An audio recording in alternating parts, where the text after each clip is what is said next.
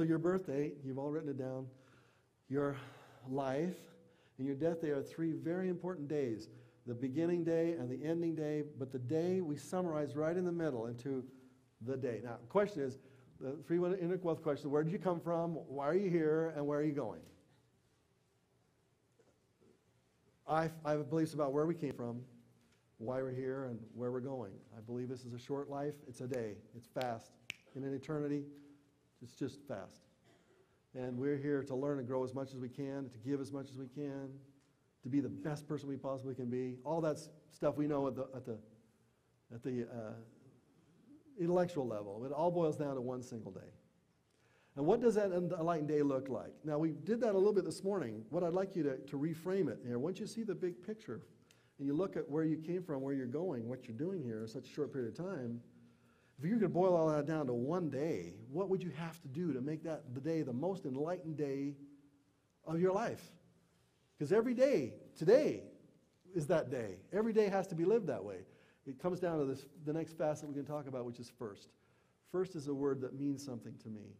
When you have your car accident, it just takes away all of the underpinnings of all the trappings of who you thought you were, and it peels that away. And this book called First Things First by Stephen Covey and Roger Merrill, and his wife. But there's just one story in it that really is transformative for me.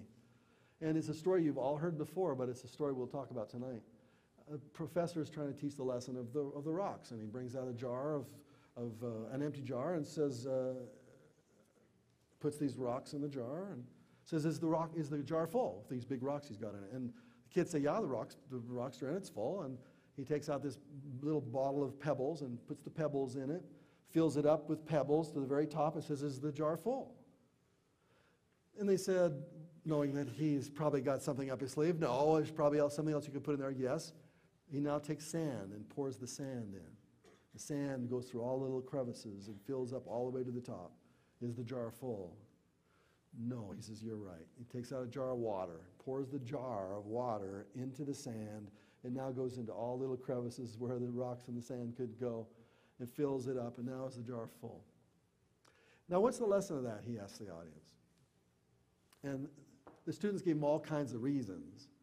Well, you know, you can always get more stuff in your life, is what they're trying to say. You can always do more. And his answer was, unless you put the big rocks in first, you'll never get them in. If they're not in there first, you'll never get them in. So what are the big rocks? What are the things that you have to make your day work? What are the big rocks? Now, if you get the big rocks in there, you can put the sand in, you can put the water, you can put more gravel in, you can fill it up with a lot more stuff, you can get a lot of less important things done. But if I got to get those big things done, if I can boil my life down into what is important, what are they? What's the most important things?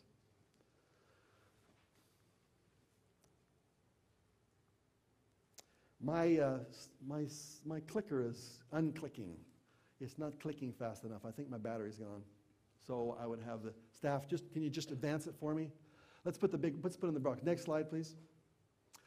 The sweet spot of the big rocks. Well, first of all, what are the big rocks? What are the big rocks? Family. I hear family, okay. Write down what the big rocks are for your life. What are the things you've got to do on the day that you focus on? What are the big rocks? You said family, give me another one. Pardon me? God. That's a big rock. Friends. What? Friends. Okay, good. What are the other big rocks? I missed it. Health. Big rock. Yes? Work. Big rock. What else? Contribution. Service. Big rock. Now, sometimes we've got so many big rocks in there, how are we going to have time to make any money? You know, so we can just subsist to the next day so we can live to do the big rocks again.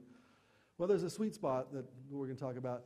To be or not to be, that's the question. Whether it is nobler to suffer the slings and arrows of outrageous fortune. To be or not to be is what Hamlet talks about. To be.